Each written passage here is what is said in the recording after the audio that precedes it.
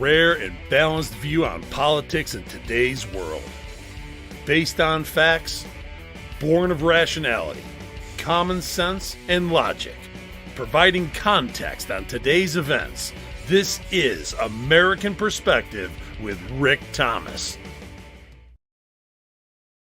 Hello, everyone. Welcome to American Perspective with your host, me.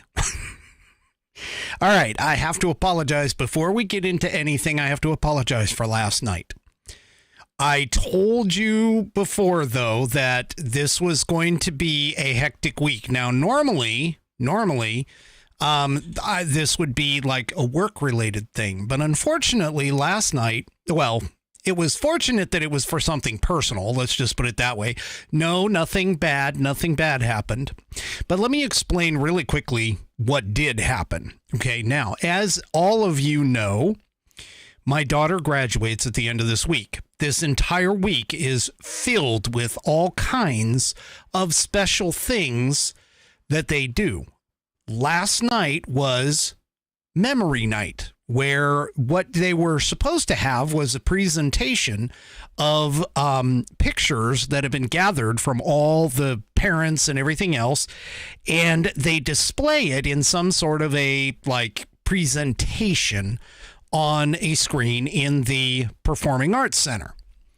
Well, the person who was originally slated to do this apparently got overwhelmed, and so let us know over the weekend that she might have to pass it off. And I was, my wife was like, hey, can you do it? And I'm thinking this is, Friday night. And I'm thinking, okay, sure. I mean, the weekend's going to be rainy. I can probably take care of it by Monday. No big deal. Well, we waited and waited and waited and waited and waited and waited and waited and waited and waited for a response from this person to let us know that, yes, actually, you please take this over. And that lasted all the way up until Sunday night at almost 11 p.m. We finally got a link to download these photos that they had been gathering. Well, it took... there's over 1,000 photos here, folks. It's a big thing. And so then Monday, between work and the show, obviously, but work and the show, I tried to fit in and get some stuff done so that they could have something to play on Tuesday and Tuesday night. Well, technical difficulties, we're talking like some serious gremlins took over on this project. And so I ended up having to, last night, rather than handing over a fully built video, I had to codule something together so they would at least have something for last night's deal. And that's why I wasn't here, because I actually had to go to the school had to go to the school and take care of it rather than just handing them a video file for them to just go ahead and play. Needless to say, I'm not finished yet with the final product. I worked on it a little bit today, so I'll be working on it after the show tonight. But things are much better now. So that is why, that's why I had to bow out last night, and it had to be done really, really fast. So it was 11th hour time when I realized that I was not going to overcome the technical difficulties to get the video completed in time. And so anyway, things worked out, not to my usual standards, but but they did work out. And so, so they got their hour-long presentation or whatever for the photos. And now I'm creating a much bigger one, something that encompasses everything and that kind of stuff. So anyway, that's why. Now, don't forget, this is my on-call week for work. So if something does come up during the program, I will have to bow out and go over there because, of course, they are, they're my paycheck. So Got to take care of that stuff. And also, just remember, programming note, Friday, I will not be doing a broadcast for sure. That is because that is grad night. It's graduation. It's also that 24-hour trip that we're taking all the grads on for their special stuff. So it's a culmination of grad night. But Saturday, I will be back. All right. So let's go ahead and get everything going. Of course, today is Wednesday, and Wednesday is Whiskey Wednesday. It's like Taco Tuesday, but for badasses. And tonight I am drinking out of the Wild Turkey 101. I kind of need it after last night's debacle. Anyway, and I am drinking it out of the True Grit Roots Network old-fashioned rocks, whatever you want to call it, glass. It's in there with my stones. Always good stuff. Always good stuff. Let's get things kicked off with tonight having our very own Buddy Weiser leading us in the Pledge of Allegiance for tonight. So if you are of mine, please stand, remove your hat, and if you're wearing one, and make sure that you put your hand over your heart and everything and join in with Buddy in his version of the Pledge of Allegiance. I hereby pledge my allegiance to the flag of the United States of America and to the republic for which she stands, one nation under one God, indivisible, with liberty and justice for all her citizens. So help me God. All right, and thank you very much there, Buddy Weiser, fan favorite over on Rumble for sure. We do appreciate that.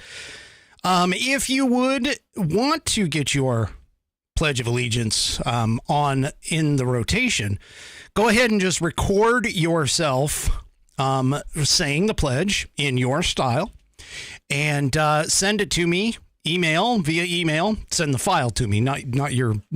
I mean, send the file to me at fans, FANS, at AmericanPerspective.online. That's fans at AmericanPerspective.online. Now, I am going to tell you that it doesn't really matter what kind of audio file format it's in. I can pretty much handle just about anything and convert it as I need to. If there is any problems, I will let you know. But you can send that in to me to fans, FANS, at AmericanPerspective.online. All right.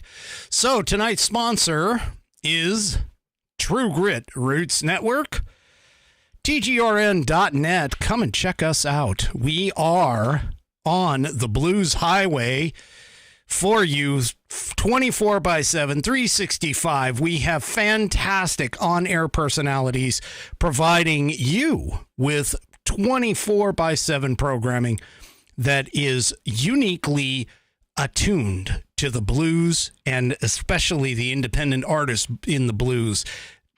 These people, I'm telling you, we have amassed a massive, heavy, fantastic group of individuals who are able to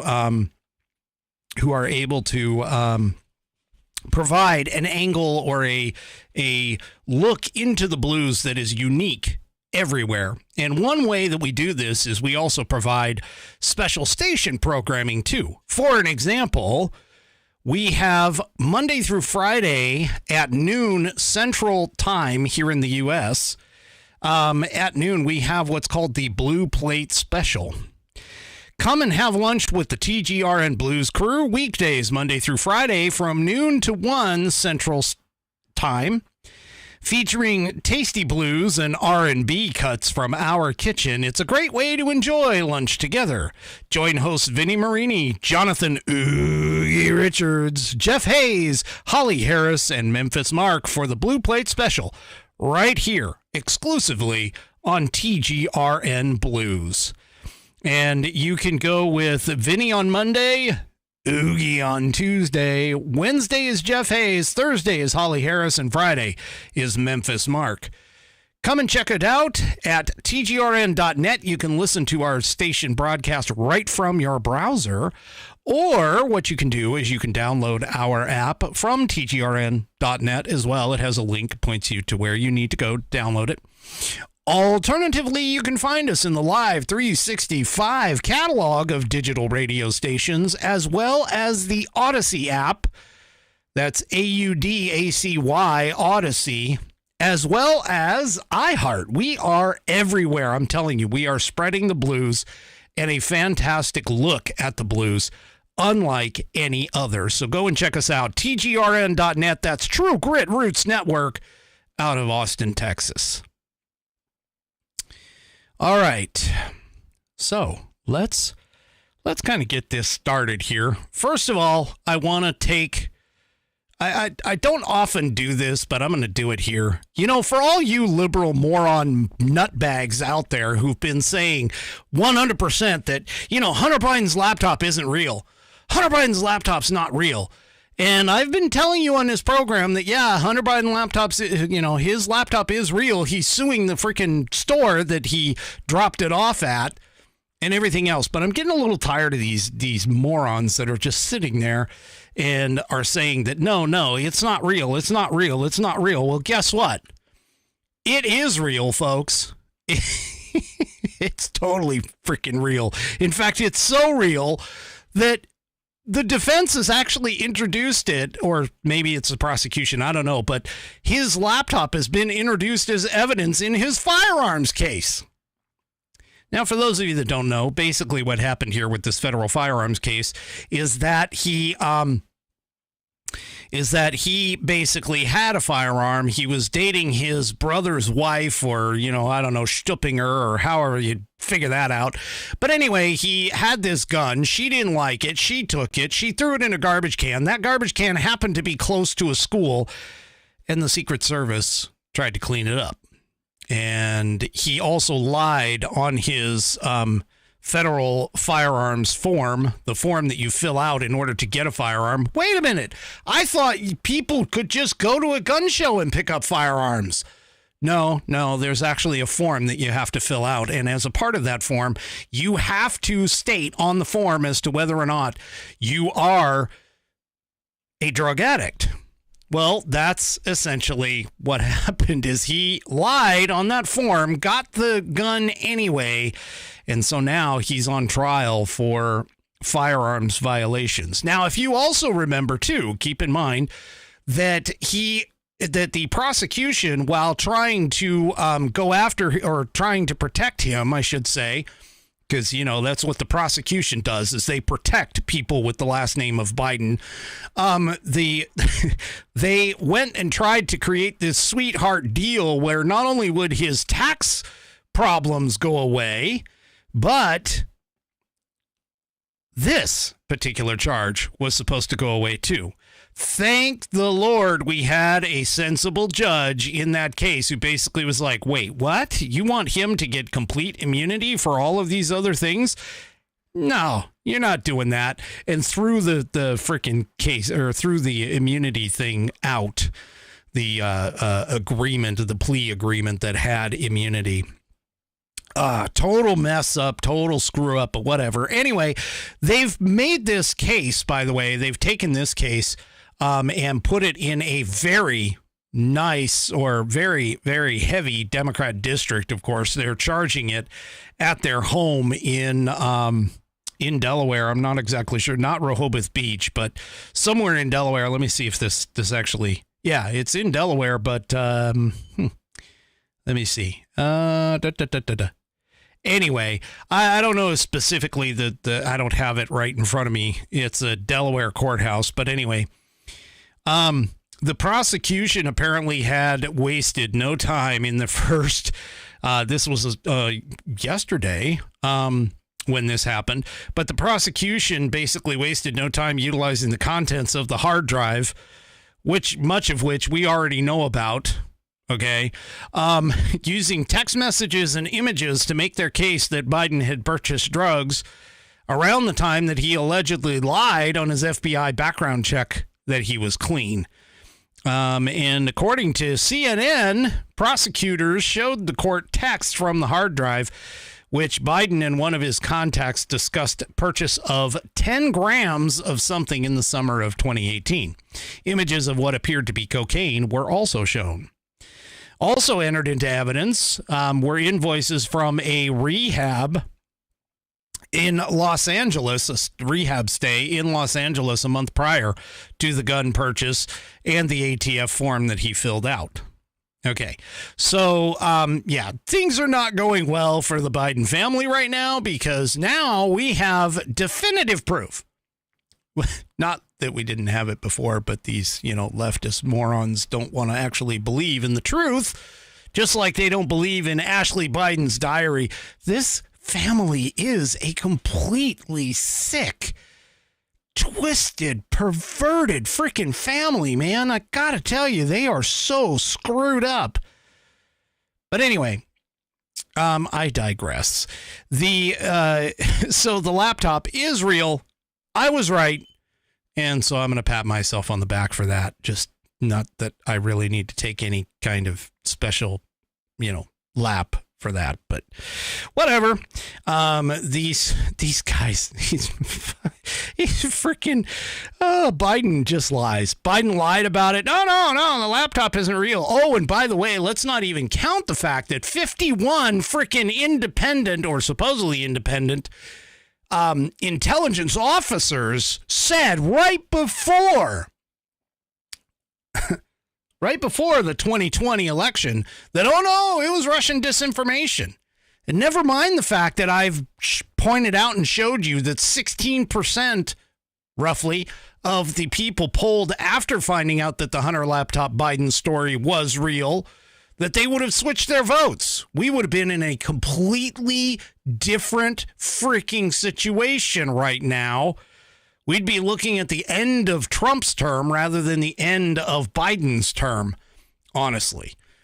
And yeah, so don't sit here and tell me, jackasses on the left, you cannot tell me in any way, shape, or form with any kind of semblance of truth and honesty that by hiding this information, the information that this Hunter Biden laptop existed didn't affect the 2020 election. There's no way. And I'm telling you, and I'm not saying that it was election interference, but it was election interference by these morons trying to cover up for this just completely delusional, derelict freaking family. I'm telling you. This family is just awful. And we allowed them in the White House. You want to talk about Trump all day long, go ahead, but the Trump family doesn't compare to these corrupt freaking, I can't even speak. I'm so pissed off and irritated about all this. Anyway, whatever.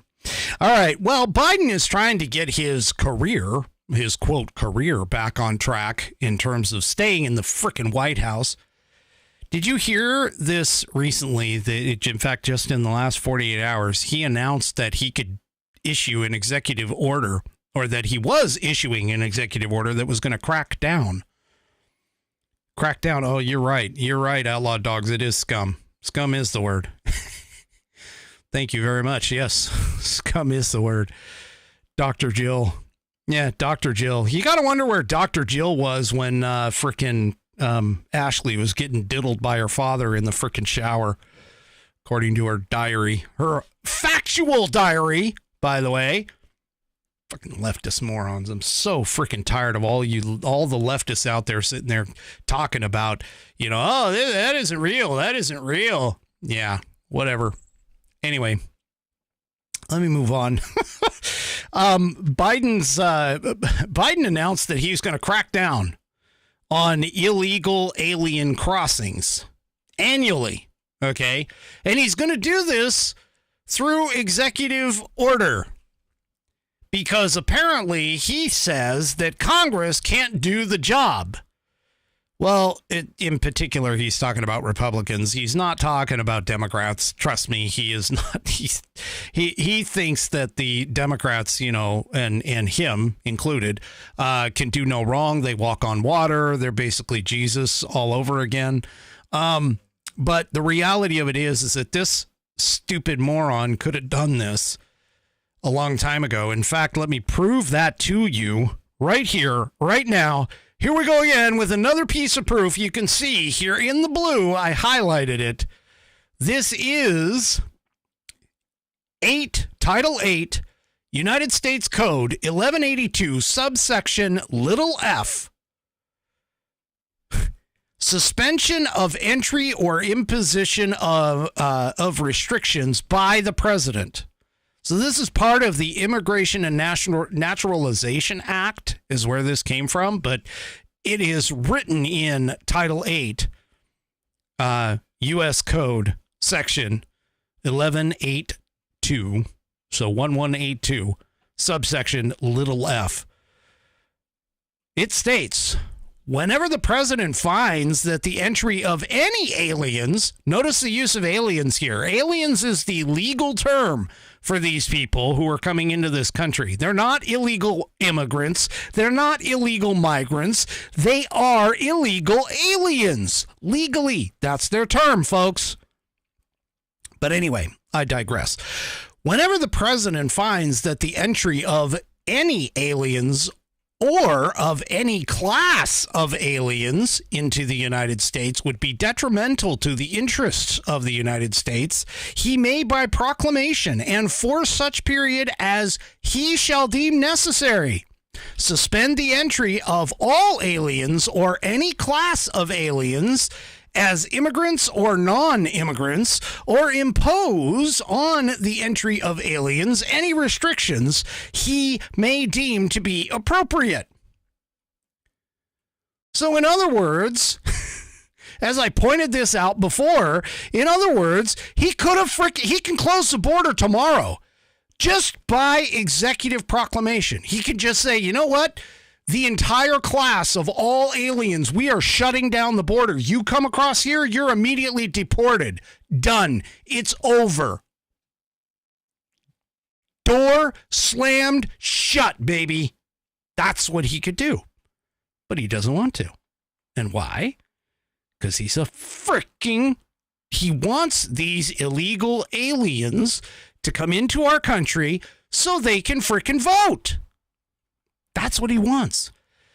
Well, he's sitting there touting to all of the news outlets and to other, sycophantic mainstream media outlets that are sitting there just lapping up the Kool-Aid that this guy is pissing out. And they're basically saying, hey, this is a great thing. Well, let's take a look at that. Is it a great thing? Is it really going to close the border? No, it actually doesn't, according to the National Pulse right here. Biden's border crackdown allows 1.5 million illegal crossings annually. So Joe Biden signed the executive order yesterday that will allow approximately 1.5 million illegal aliens to cross the U.S. border on an annual basis. This executive order will facilitate the entry of 2,500 illegal aliens through land crossings totaling at least 912,000 individuals each year. The New York Post reports an even higher figure of 1.8 million annually. He didn't do anything on this. He's claiming this is something that he's doing, that he's closing down the border. He ain't closing shit, folks. He ain't closing shit. And this is just a pandering. He's trying to convince the low IQ, low information Democrat moron voters that he's actually doing something on something that they think is right. That's what they're looking for. He's trying to revitalize his image. He's losing bad in the polls. The lawfare crap isn't working. He's failing big time at all of this. And I mean, how anybody can vote for this geriatric, corrupt, sycophantic nightmare, incestuous, kid-sniffing, I'm run out of adjectives because I can't even think of them. I'm just so pissed. Anyway, speaking of the whole thing about aliens voting, because, I talked about that extensively on this broadcast for about a week. Well, check this out. This is in the Post-Millennial. Over 500 non-citizens registered to vote in local D.C. elections, but only 28 of them registered as Republicans. So here's the thing. And they're trying to get us to think that this is not going to happen. Okay. I've already talked to you about this. I've already talked about this extensively at length about this entire thing. These people come in and they vote in the local elections. Unless they are handed a separate ballot, you can almost guarantee they're going to vote in the federal side of the elections process. And they don't have to worry about being punished for it, because as long as they believe they are a U.S. citizen, as long as they believe the law says they can vote, they're going to. This is what's been happening since that 1993 National Voter Registration Act, known as motor voters, where they enlisted the driver's license, the driver or the Department of Motor Vehicles in every state to just automatically enroll people without any verification of citizenship. All you have to do for it to comply with the motor voter law is have a checkbox that basically says, here you are, you certify yourself as a legal American citizen. So, again, anyone could just make that check. There's no verification whatsoever. There's no verification at all. And I've even showed you the studies. In fact, the one study that did come out for sure, that 2008 could likely have been the first known, studied, evaluated time where illegal aliens voting, non-citizens voting in our federal elections made an impact. And who knows how long it's been going on. I mean, the motor voter law came in 1993. And here we're looking at potentially 500 non-citizens. But out of those 500, of course, they all vote Democrat. This is exactly why the Democrats fought against the idea that non-citizens should not be counted in the U.S. Census.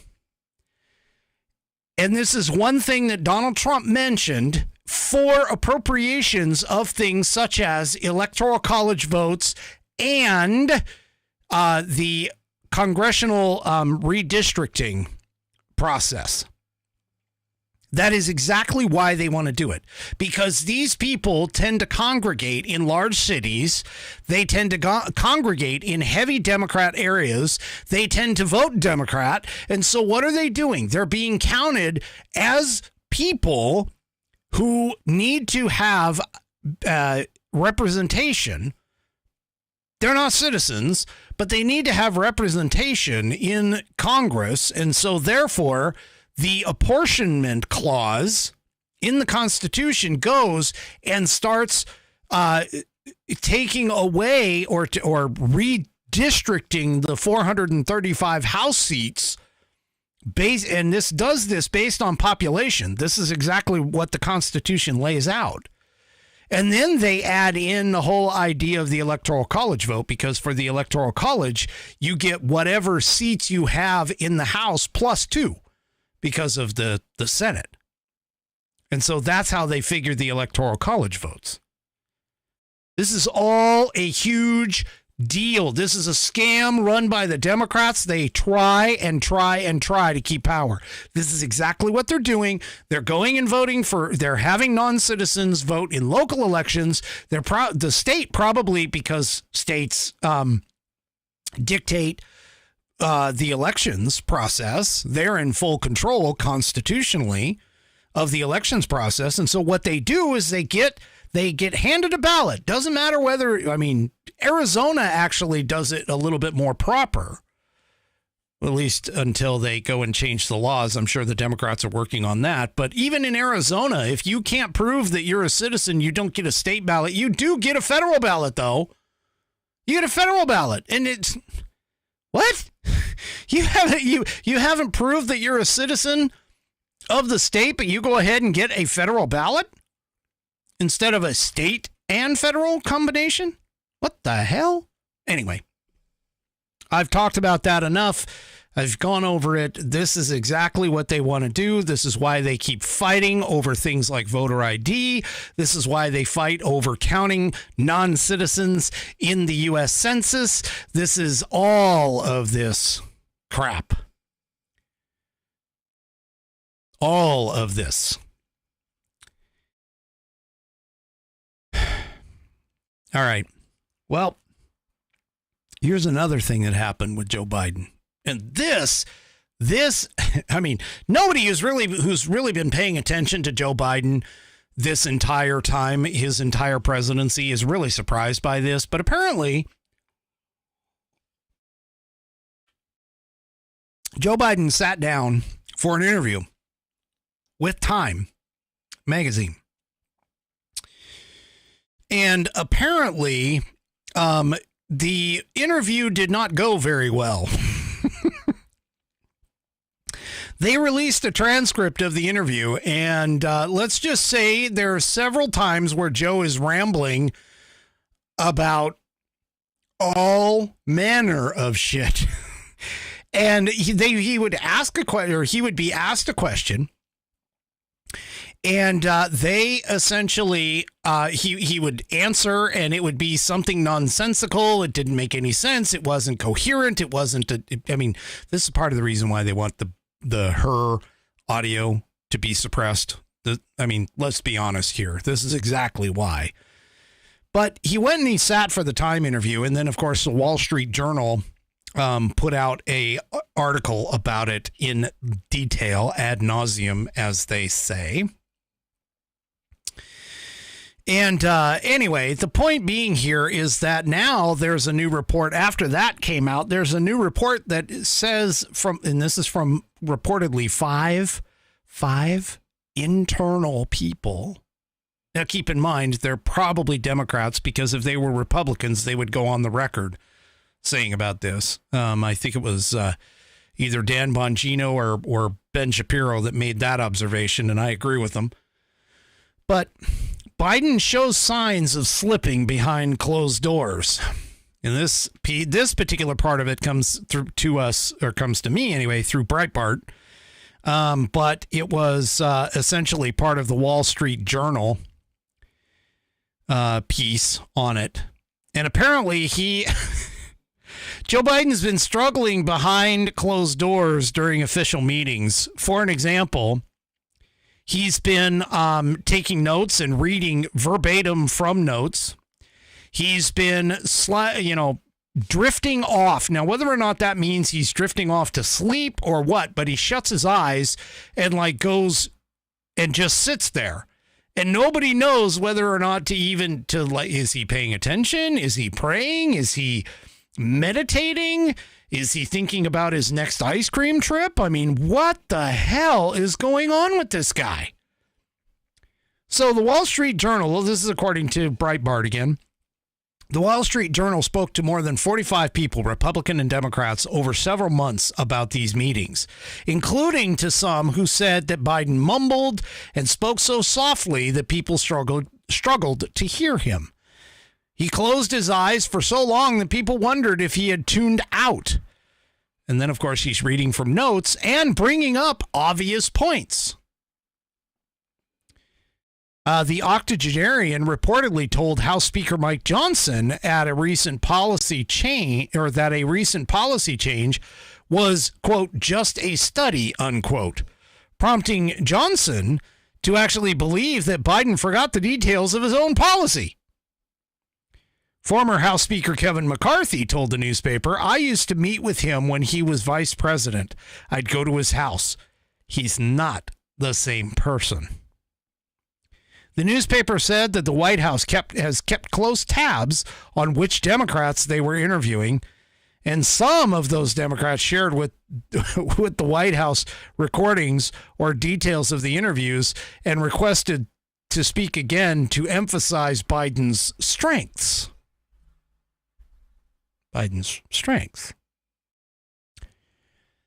One of those Democrats, Representative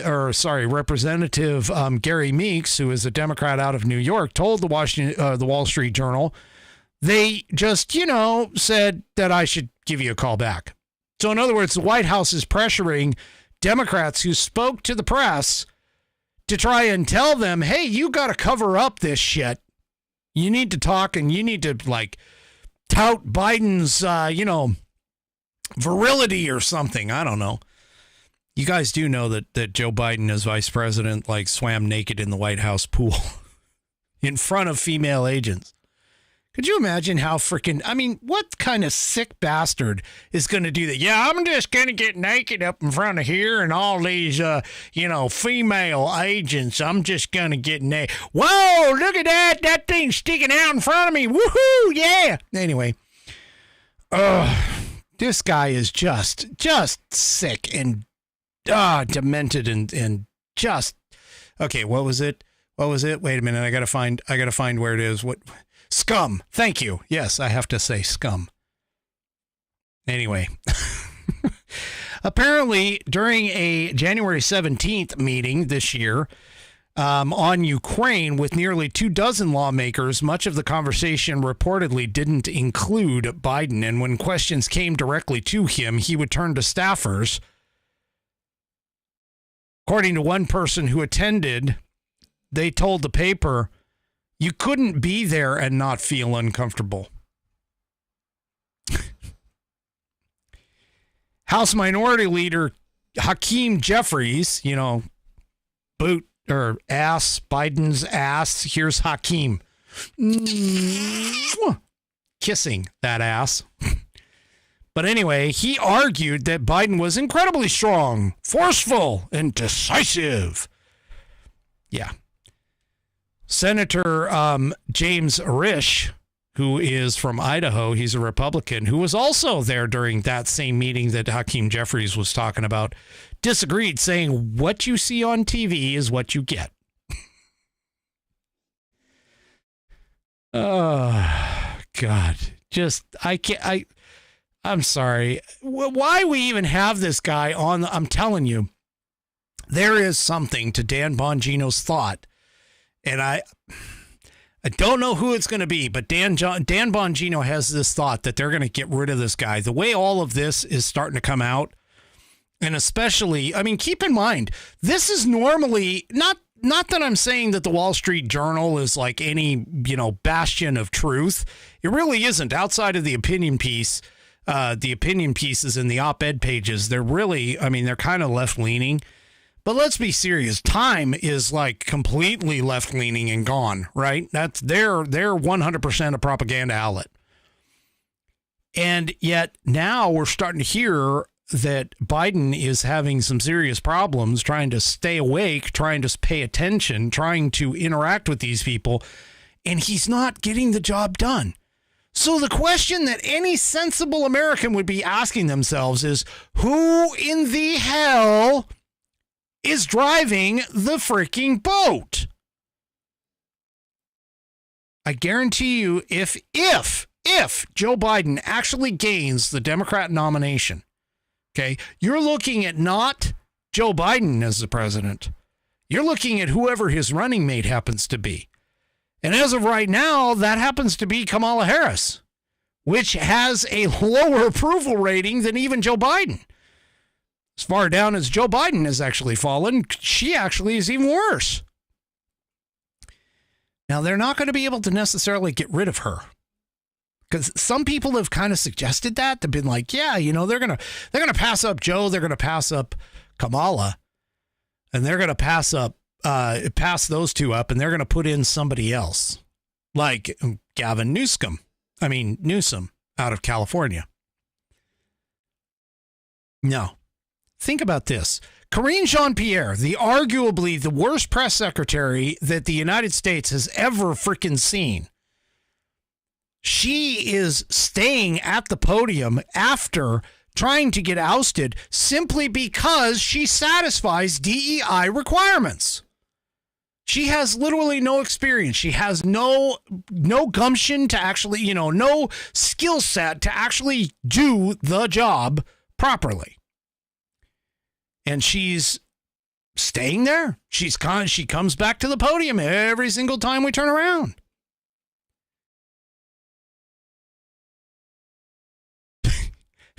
Three Chevy says spin mop. That's right.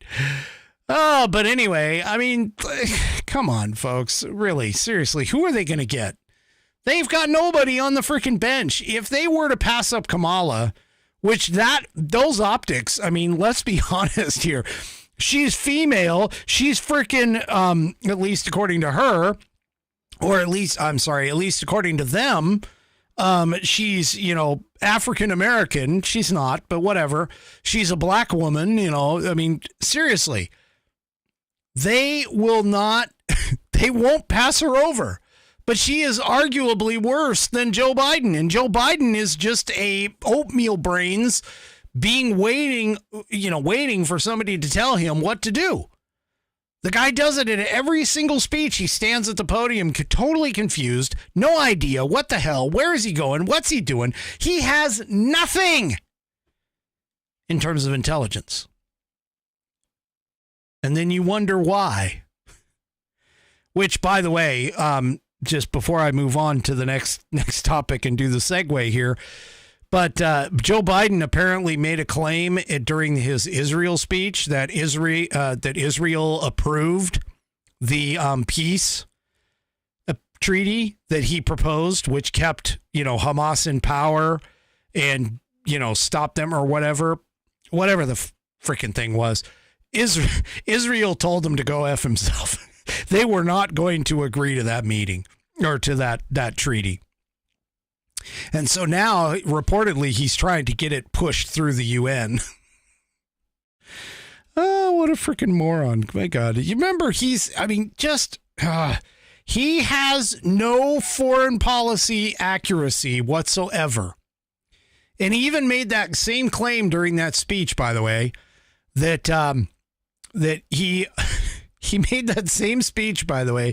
He said that if they took the peace deal, that Israel wouldn't have to worry about another event like October 7th ever again. What a bunch of shit. Even one of his own generals was like, yeah, Biden's delusional, thinking that ain't going to happen. There's only one way that's going to happen, and that's like total annihilation of freaking Hamas, and then making sure that they never gain power in the Gaza Strip ever again. That's the only way. It's the only way. But anyway, they wonder, the Democrats are sitting there and going, we don't understand why people just really don't like Joe Biden. We just don't get it. Sorry, I'm a bit on fire tonight. I don't know why, but whatever. Anyway, they just like, I don't understand it. I don't understand it. It doesn't make any sense. Biden's like the greatest guy since sliced freaking bread. Sliced white bread, by the way.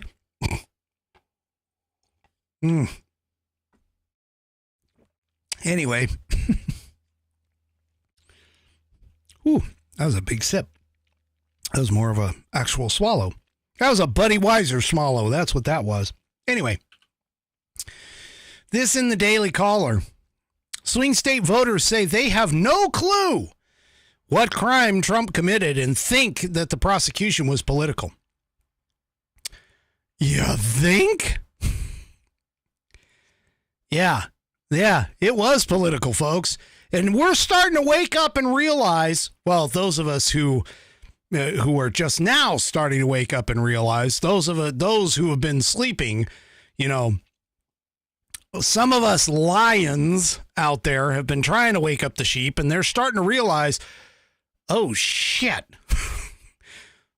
we are actually turning into a freaking banana republic. It's like we've been trying to tell you that for a very long time. Hello? Where the hell have you been?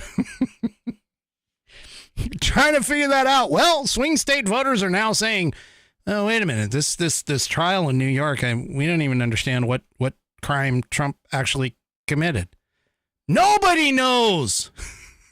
Nobody knows. In fact, nobody knows so bad that even the left, a liberal moron on the Piers Morgan show, this from the Daily Fetch, just for those who are in the audio portion of the program, this from the Daily Fetch, there was a liberal guest on Piers Morgan's show who becomes visibly confused when Michael Knowles asks a simple question, which is essentially, you know, what crime did Donald Trump actually commit? So here, let's just take a listen to this thing. Yeah. My fellow panelist here is celebrating that the rule of law has been vindicated and overturned 234 years of American legal tradition.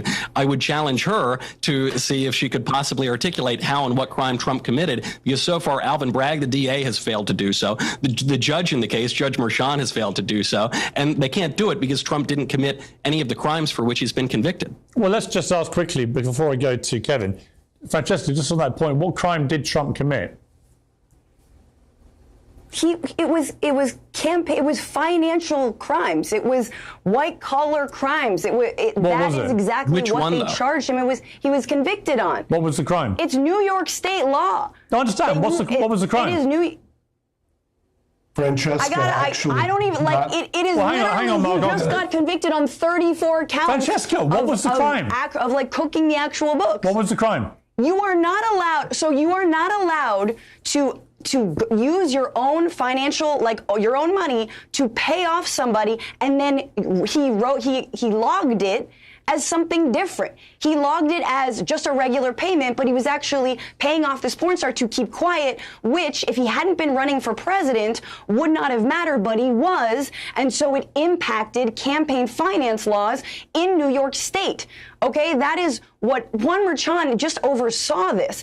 Okay. Alvin Bragg brought these charges because Michael Cohen was already sentenced to 3 years to do it. Let's just go before Kevin. I'll be very, very, very patient. We'll come to you. Look, I'm no expert. Let me just say, hang on. No, Michael, you are no expert. by the That's way. right. The campaign finance law is a federal law. Hang on. Anyway.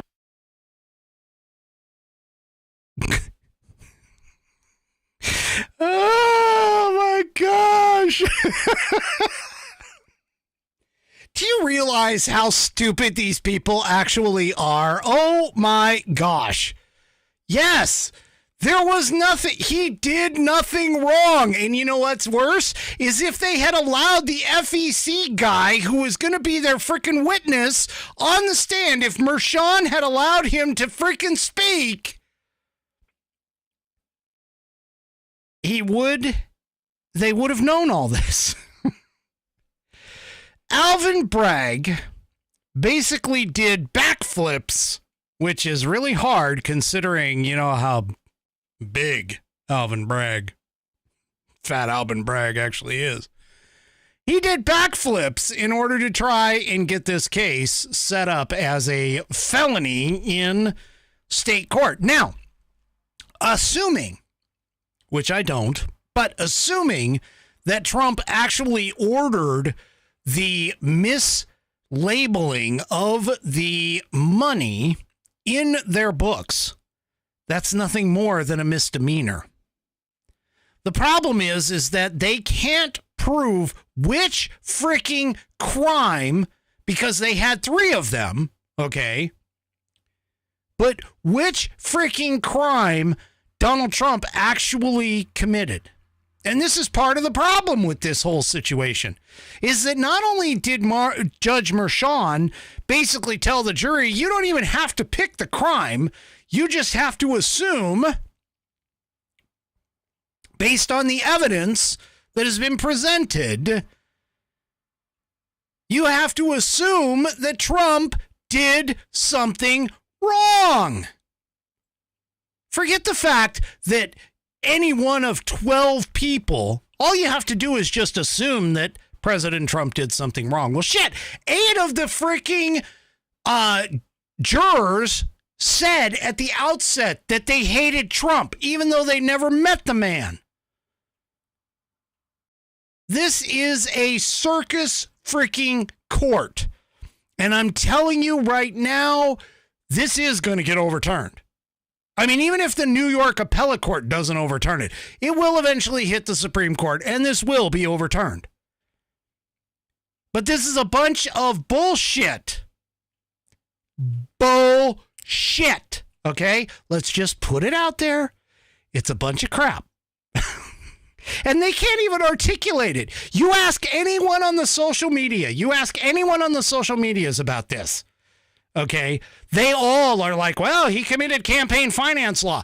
No, he did not. The DOJ and the FEC both looked into it, and they freaking ignored it because it wasn't a problem. It wasn't a problem.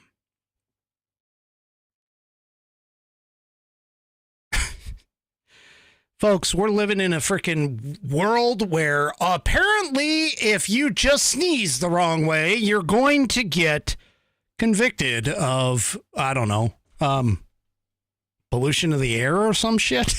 I don't know. Just a whole bunch of crap. I mean, seriously, this is just, and the Democrats are trying to figure out why in the cases that we're dealing with here, they're trying to figure out why independents are actually leaving the Democrats.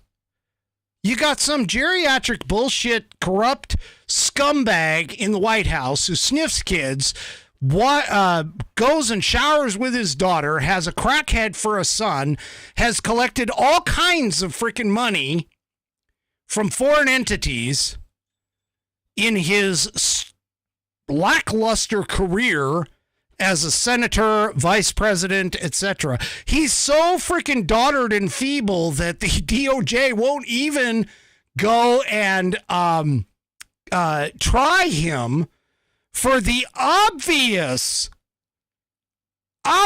classified documents pickup. And yet here we are having to deal with this moron for the rest of this year. Hopefully in November, we're going to get rid of this frickin' entire family. Further from the post-millennial, independents favor Trump by 12 points, despite the fact that he was said guilty or convicted, supposedly convicted in his trial. This is according to an INITIPP poll. Trump supposedly leads Biden 38-26 among independent voters. Now, you know how I feel about polls.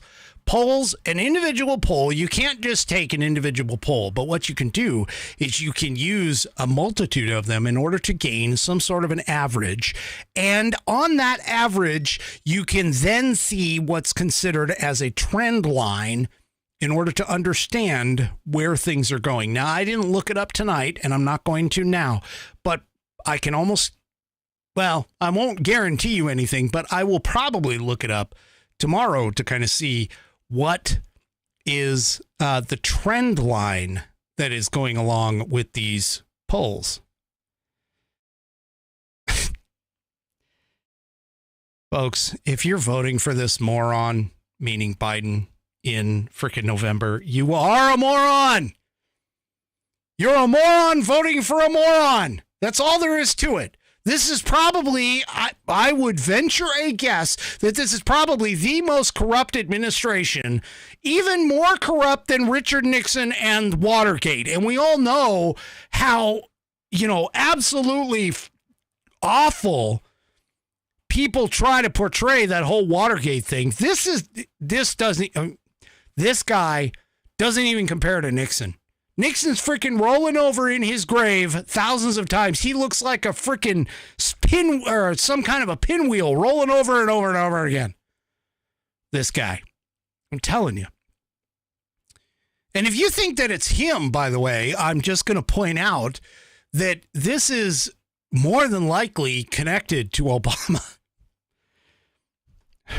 We'll have to see what they pull out with all this shit.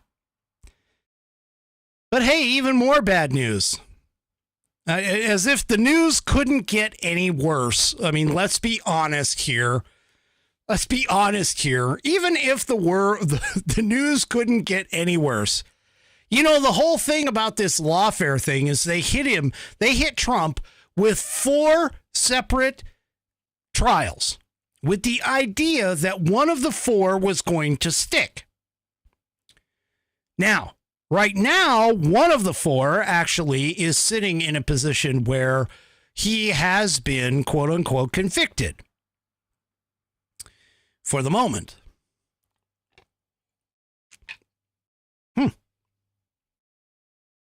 But that's the only one that is sticking at this point. Now, I don't know if anybody's been paying attention to the Georgia trial ever since Fani Willis and her boyfriend, love toy, whatever, Nathan Wade, Nathan Wade recused himself. He resigned from the case. Fani Willis has been brought up because of the appeal, has been brought up to the Georgia Supreme Court. And the Georgia Supreme Court is going to take a look at whether or not Fani Willis can be disqualified on the Trump case. Well, Fani Willis just received some bad news. And by proxy, by the way, this means that the Biden administration has been dealt some bad news as well.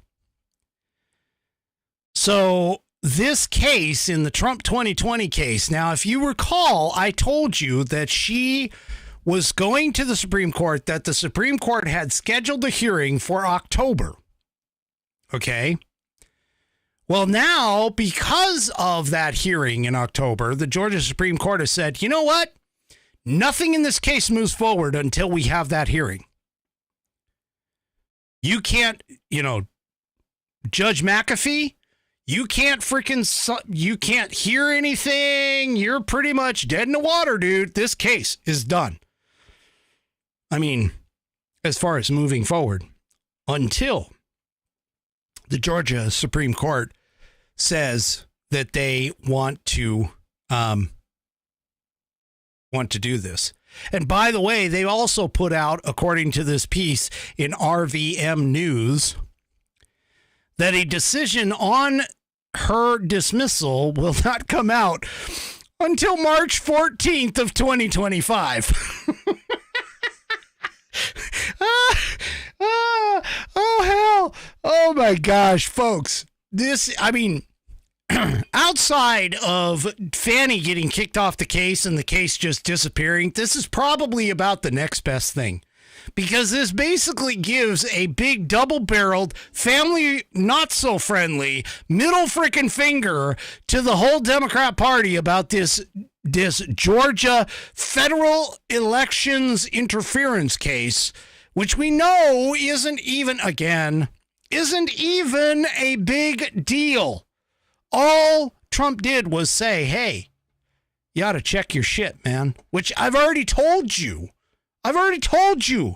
that Fulton County has been admonished because they double ran 3,000 plus votes through the machines. They've already been admonished. They've already been admonished for that.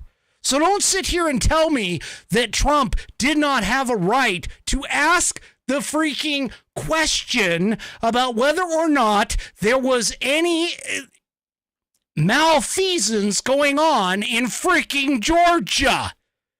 Okay?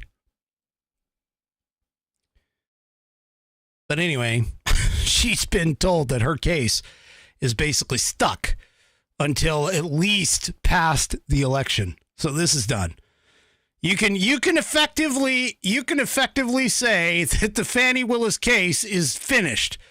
She might as well give up and go home right now. Oh, never mind the fact that she's in the middle of an election year. Hopefully the voters in Georgia will tell her where she can take her Fanny or Fani or whatever her freaking name is. Get her out of the freaking office. Okay? She supposedly was wearing her dress backwards when she testified the first time in front of Judge McAfee. Anyway. What a freaking disaster. Oh, and it gets worse. Let's just continue down the Biden bad news train day. Oh my gosh, I am celebrating right now. I didn't even think I would feel this good. But then again, maybe it's the whiskey. I don't know. But check this out.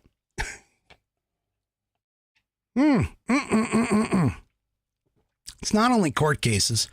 It's not only the fact that his son is in a serious problem. It's not only the fact that he's been reported as being geriatric, absent-minded. I mean, I don't know if anybody really wants the nuclear codes to be in his hands. But let me tell you something, folks, and I've been telling you a lot about this. You got to watch. I'm telling you, you got to watch. I'm not going to claim to be first, but I am going to claim to be right.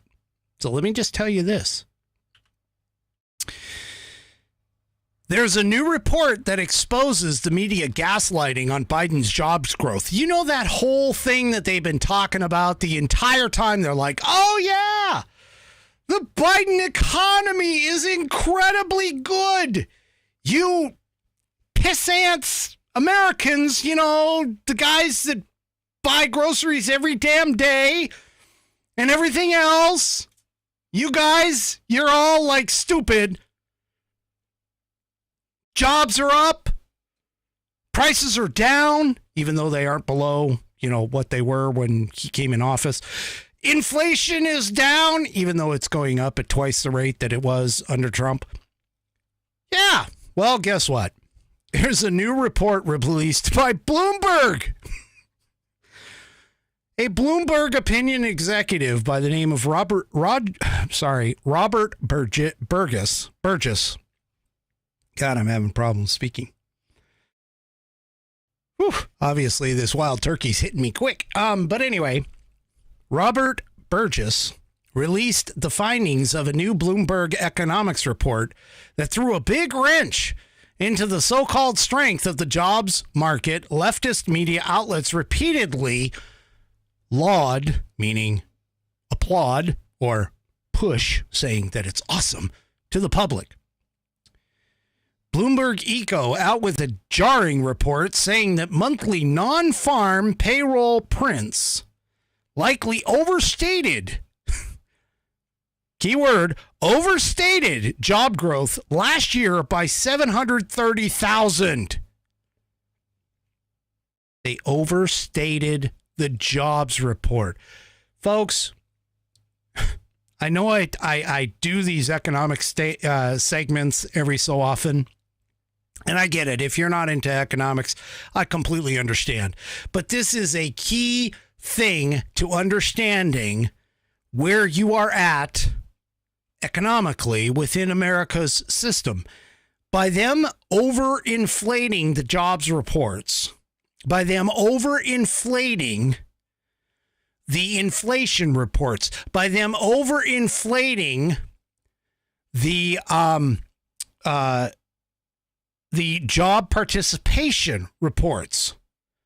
They are trying to cover up the idea that we are not in a good job market. We're not in a good economy. We are in what's known as stagflation. Okay? And when they overstate, like 3 Chevy points out on Rumble, overstated equals lied. That's right. They overstated. But apparently, there's even more. So Bloomberg projected that the printed level of non-farm payrolls, now keep in mind that anybody who's not in agriculture, okay, for 2024 by the end of the year likely will overstate true employment by at least 1 million, with more than half due to the Bureau of Labor and Statistics model for estimating business formations and closures. Okay, keep in mind, I'm just going to point this out. Part of the reason why the GDP has been so, quote, good and all of these other things, okay?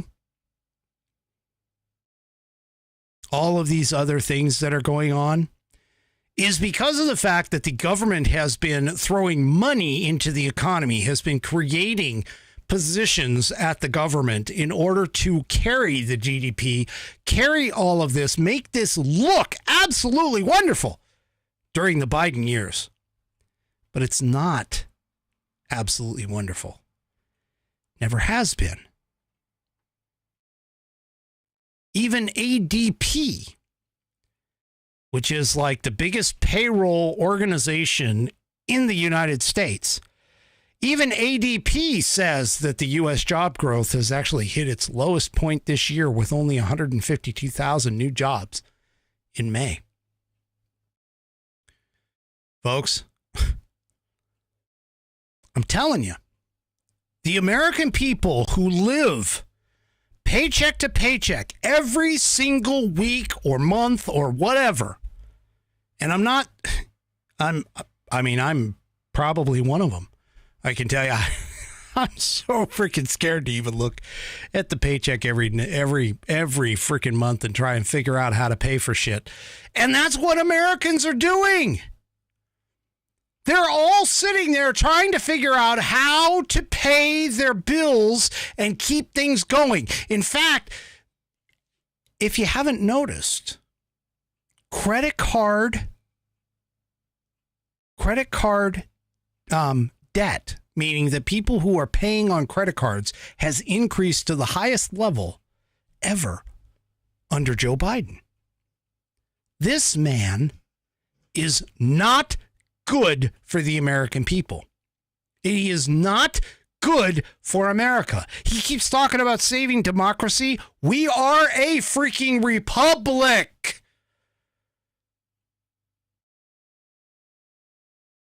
There are banks that are having problems. There are companies that are having problems. There are individual Americans in every single state, at every single income level, except for the freaking elites who all sit there, post on social media. I don't understand where the American people get the idea that, the economy is bad because the economy is good. You just look at any freaking left-wing lunatic elite, and they will all tell you the same. Oh, no, the economy is great. My 401k is doing awesome. Yeah, but that 401k doesn't pay. That 401k doesn't pay you every week. It's your job that pays you every week. And that dollar that used to cost or used to gain you $1 worth of goods is actually even less due to inflation, which is running at 3.5% or better, which is twice what it was under the Trump administration. Now, do I honestly think that Trump is going to lower costs immediately coming into the White House? No. It's going to take some time for his policies and the things that he wants to do to take effect. But I would hazard a guess. And because I am voting for Trump in 2024, I am betting that by the time he has hit a year or so in office, we will be in a much better economic place than what we are today under Joe freaking Biden. Well, we're not the only ones that are trying to screw Joe Biden. Oh, here's some even more bad news. You know that 1 million barrels of oil that Joe spent? I don't know if anybody pays attention to this program. You really should, because I've got some awesome information here. But our average, meaning just the U.S. alone, our average daily use runs around 20 million barrels per day. Per day. 20 million. Joe Biden announced last week that he was releasing 1 more million barrels out of the Strategic Petroleum Reserve, which, by the way, the SPR wasn't designed to be used as a freaking oil bank back and forth. The whole purpose of the Strategic Petroleum Reserve was to make sure that if we went into war, that we would be able to survive, because it was put in place after the 1970s oil embargo by these OPEC folks. That's essentially what the Strategic Petroleum Reserve is supposed to be for. It's supposed to be for emergencies. But Biden, in his infinite freaking moat-meal brains wisdom, decided to go ahead and release a whole shit ton of it. So now it's actually lower than what we've ever had in history since it was first incepted back in the 1970s. And he announced, I think it was last week, that he was going to release another 1 million barrels. That's 1/20th of what we use on a daily basis. Well, the oil cartel has decided to say that they reached an internal agreement. Now, keep in mind, OPEC Plus is a lot of the nations that are like Russia. You have, of course, all the Middle Eastern nations. You have a bunch of different nations, but they've all agreed. They've reached an internal agreement to prolong its oil production cuts.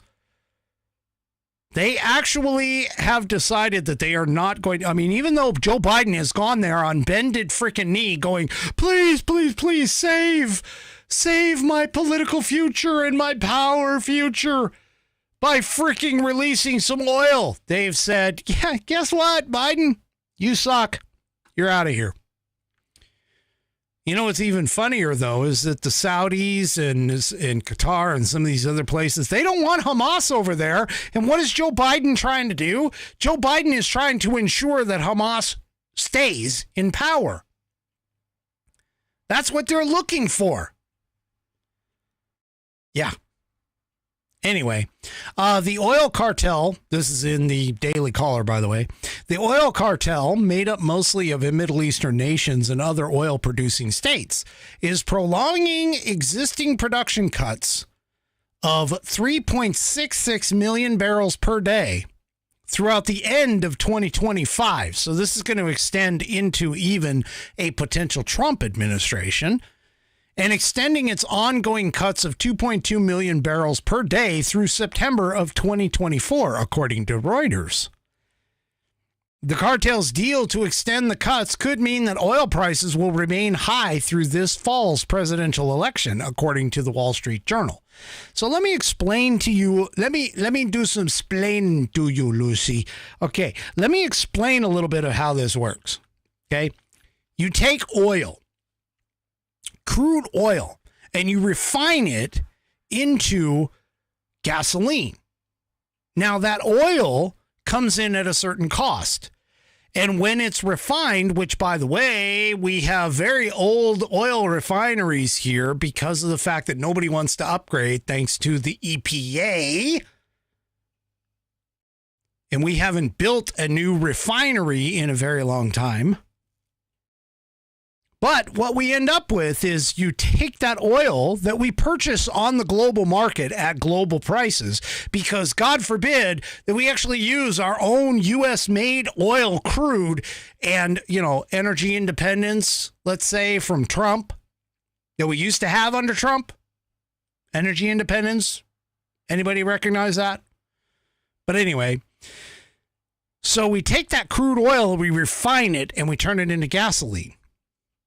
Well, that entire process costs money. And as that costs money, because we're not using the most recent and updated technology, that costs more money than maybe something that could be updated or whatever. And we end up with higher prices at the pump. And then you get states like my freaking stupid ass state, and California, by the way. My state is Washington. California. We decide that, oh no, we got to tax your ass with some more carbon emissions. Yeah.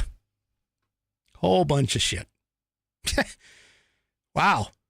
Thanks, 3 Chevy. That actually is a compliment that Rush talked about the lack of refineries years ago. I must be on something, huh? Thank you. I appreciate that, 3 Chevy. Anyway. This is just total and complete massive bullshit. Anyone who is planning on voting for this complete geriatric oatmeal brains, kid sniffing, showering with his own daughter individual on November 5th, in November. I don't even know. Is it November 5th? I haven't looked. But anyway, in November, you're a complete fucking moron. I'm sorry. Apologize. Put the earmuffs on. I'm telling you, you're a complete moron. I am done with these Democrat morons who are out there trying to defend this scumbag who keeps trying to get back into our good graces for a whole bunch of bullshit. It's just horrible. Biden is, without a doubt, the worst president in modern history. Biden is, without a doubt, the worst president in perhaps all of history. Biden is definitely the worst president in my lifetime. Biden does not deserve your vote on November 5th. And I've had it confirmed. Thank you. My unofficial producer has chimed in over here on Rumble. She says it's November 5th. Got to vote. I'm going to tell you folks something. As far as I can remember voting, I have never voted Democrat. If you vote Democrat today, you are a complete and utter moron. You are.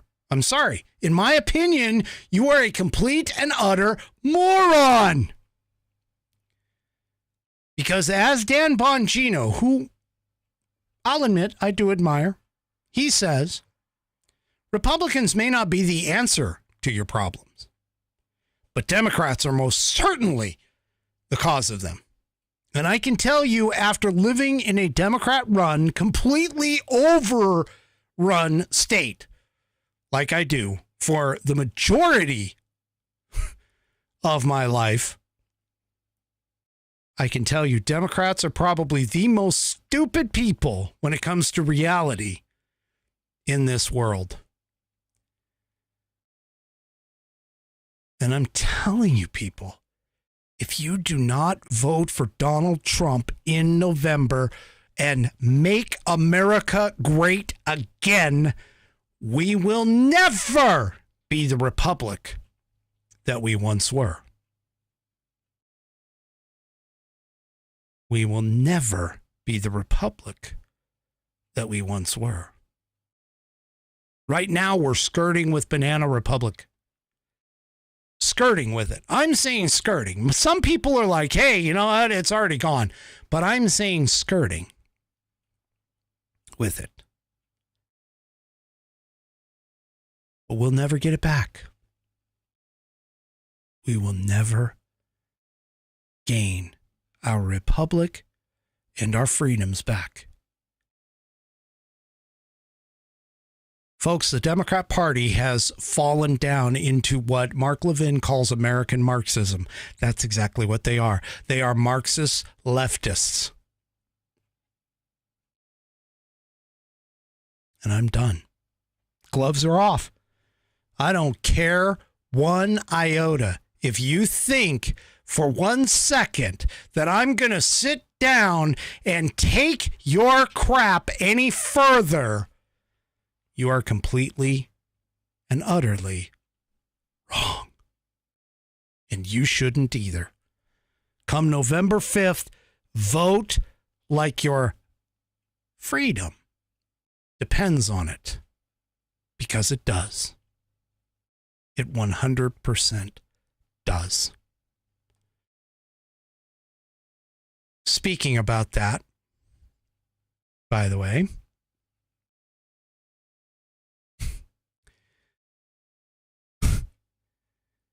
let me just point this out. You know that whole 2020, election denial or denier kind of thing that goes on about this? Let me just point some out to you. I mean, I already talked about, Fulton County being admonished for double running 3,000 plus votes. Just in the one county, by the way. Just in the one county.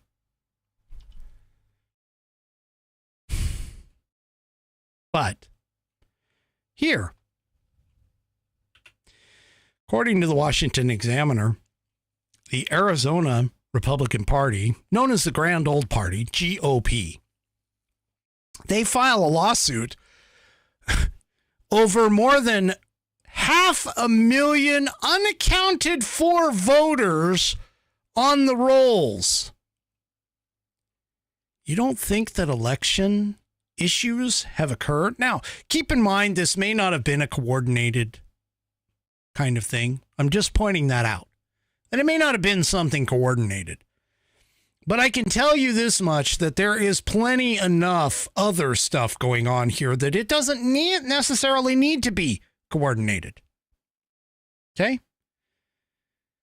The Arizona Republican Party, again, in the Washington Examiner piece, the Arizona Republican Party and the Arizona Free Enterprise Club filed a lawsuit against the Arizona Secretary of State, Adrian Fontes, this week, which, don't forget, the Secretary of State, before she became governor, was that idiot blonde.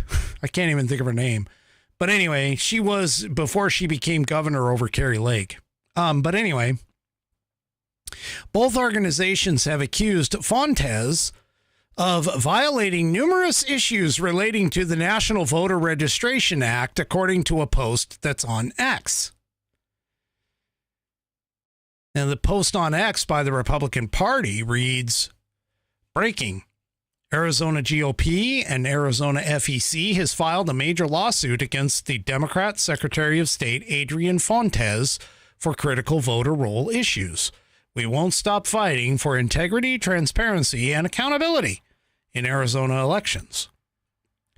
Now, the lawsuit essentially concerns discrepancies in the state's voter registration system and the presence of allegedly ineligible voters on Arizona's voter rolls. Oh, thank you. I always got to remember my Rumble folks over there, my Rumble Whiskey Warriors will let me know. This from Jarhead. Katie Hobbs. Bam also put something in there too about Katie Hobbs. Thank you. I couldn't think of her freaking name. But anyway, appreciate it. But anyway, Gina Swoboda, who is the chairwoman of the Arizona Republican Party, said, accurate voter rolls are the bedrock of our constitutional republic. The rampant presence of ineligible voters on our rolls is unacceptable and undermines the trust Arizonans place in the electoral process. Research into the state's voter rolls discovered that Arizona allegedly has between 500,000 and 1.27 million invalid registrations, including deceased people, those who have left the state, according to the lawsuit. Additionally, some counties were found to have outrageous voter registration rates, with some having a total list of voter names exceeding 100% of eligible voters.